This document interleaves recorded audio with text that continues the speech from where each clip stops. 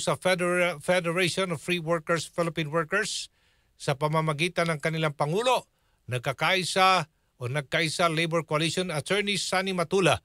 Attorney Matula, this is Aljo Bendijo ng DZXL 558. Magandang umaga po. Ay, Aljo Bendijo. Yes, Magandang umaga po. Opo. Mayong buntag. Mayong buntag, sir. Nandito tayo ngayon sa Davao City. Okay. Maganda yung pag-usapan natin. Kumusta ho dyan sa Davao? Kadayawan Festival? Hindi. Kararating ko lang dito. Okay. Gani ako sa Maynila. Okay. Kasi kasagsagan ng... Hindi ko pa nafe-feel yung Davao. Opo, sige, okay. Napirmahan na itong Government Optimization Act, no? Para po sa delivery of public services, improve efficiency, transparency, and accountability.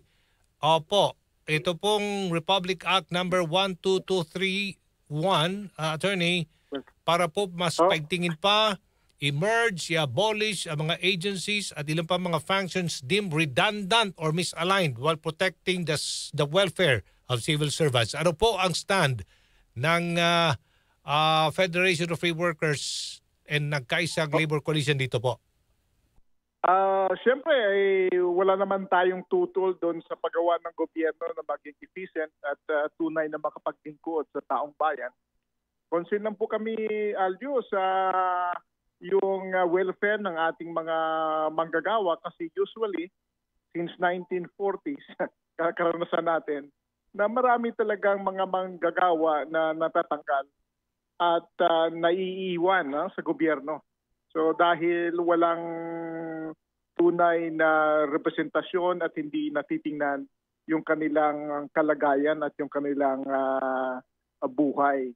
Itong Republic Act 12231 ay although nagbibigay ng probisyon na dapat maprotektahan ng mga manggagawa, alam nyo, yung the devil is in the details. Kaya nakikita namin unang-una dito sa probisyon na ito, hindi klaro yung representasyon ng mga manggagawa doon sa Committee on Optimization in the Executive Department. Although sabi may PSLMC labor representative para matingnan at yung welfare ng ating mga employee, hindi klaro kasi sa batas. Wala kasing representasyon ang workers sa PSLMC. Sa tunay na buhay ay may observer tayo pero 4 pa nga yung observer mula sa national government agency, mula sa local government, mula sa state university and colleges at yung mula sa local government units. Pero ito ay mga observer lamang at hindi bahagi ng PSLMC decision making. Kaya palagay ko dapat klaruhin ito ng probably sa paggawa ng implementing rules. Pangalawa, kasamang Aljo, ay yung issue ng yung below 5 years ng mga employees. Hindi sila makakatanggap ng incentive sapagkat ang ma-incentive lang ay 5 years above. Hindi ko alam. Dapat may parachute din pag yung mga 5 years below na mga manggagawa. Bakit kaya sila hindi binigyan ng incentives? At ang pangatlo nito, Aljo, ay yung issue ng mga contract of service workers at job orders na matatamaan. Sila po ay hindi government employees, although sila po ay naglilingkod ng 5 taon, 10 taon, 20 anyos sa gobyerno. So hindi sila kinoconsider. Para bagang mga lumulutang sila na espiritu at hindi nakilala ng batas yung kanilang paglilingkod sa gobyerno.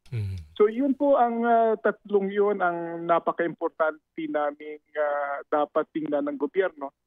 At palagay ko kung hindi kaya sa implementing rules ay probably kinakailangan amendahan yung batas para 5 taon pa naman itong implementation na ito para at least makonsidera yung interest ng mga manggagawa dito.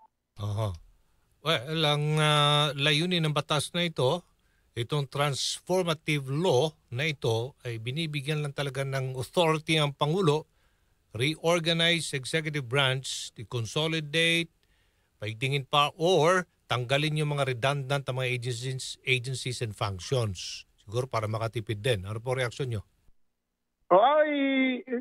Siguro good management ay kinakailangan yan. Pero siyempre, sa efficiency naman, kinakailangan din natin. May mga tao kasing involved dito at may mga pamilya. Kung matatamaan yung mga tao, hindi naman pwedeng lumundag na lang sila na walang tulong. Dapat may pamamaraan. So ibig sabihin, dapat may parachute sila kung yung kanilang opisina ay bubuwakin. Kaya consideration talaga yung mga below 5 years at yung mga manggagawa na tulad ng contract of service workers at job order workers. Opo. Almost 30% ang mga manggagawang ito sa Madami gobyerno. pala ito. Around ilang libo. Marami. Ilang libo ho? Mga 800,000 plus, 826,000 workers. Sa atin nagkakaproblema dito sa mga COS and JO personnel. Hindi ba nabubuksan mga plantilla? Mga posisyon? Oo, mayroon atang 64,000 na plantilla vacancy pero hindi sila na-accommodate doon. Why?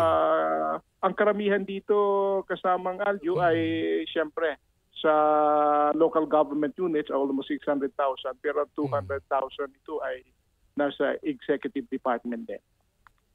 Yun ang problema natin, di ba? Akala ko ba nawala na yung mga contractual ng mga empleyado. Mahigpit tayo sa private sector pero mas malaki din pa ng problema sa gobyerno. Parang tama po kayo. Nung nasa social security system ako nung 2006 hanggang 2010, commissioner ako doon, ay merong higit na 2,000 contract o service employees at job orders.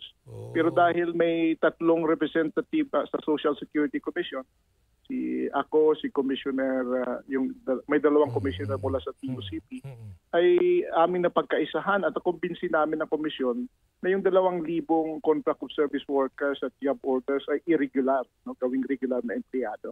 Sa awa ng Diyos, kasamang Aljo ay naparegular natin yung 1,500 contract of service workers at job orders noong 2009. Yung 500 ay hindi na regular kasi kulang sila sa civil service qualification. Although 5 years, 10 years, or 20 years na sila.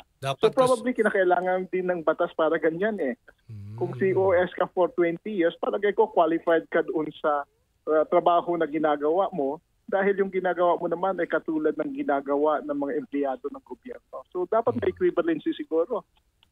Yung batas na kumikilala kapag matagal ka na sa gobyerno although wala kang civil service eligibility ay maaaring i-considera na yun.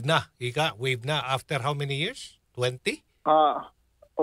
May proposal ngayon sa Congress? Sa House, si Congressman Raymond Mendoza, 5 years ata ay maaari nang i-considera yun na eligible qualification. Kasi tumagal ka sa trabaho, ibig sabihin ay magaling ka at alam mo yung tinatrabaho mo. Hindi ka naman tatagal kung hindi mo alam. Kasi hindi naman nagkulang, pati GOCC ngayon meron may mga anunsyo na may mga examination sa civil service eligibility, professional and sub-professional, dapat kumuha. Kasi bago ka makapasok talaga ngayon sa gobyerno, dapat eligible ka.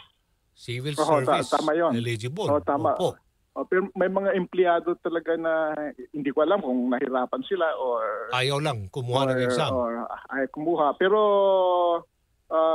yung ginagawa nila ay katulad ng ginagawa ng mga regular na empleyado, pero maganda naman ang performance kaya tumatagal sila.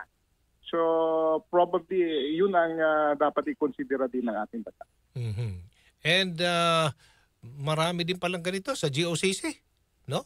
Opo. May reorganization naman mga GOCCs ngayon through GCG yan, di ba? Sila nagre-regulate.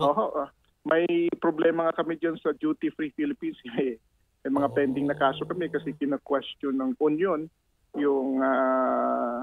yung ginawang restructuring na hindi dumaan sa tamang proseso at walang approval din ng Presidente ng Pilipinas. Okay. Sige po. Maraming salamat sa inyo pong opinion o to, saloobin po sa batas na ito. Attorney Sani Matulag, good morning po and thank you so much. Mabuhay po kayo, Aljo, at siyempre magandang araw sa ating mga kababayan. Good morning. Thank you.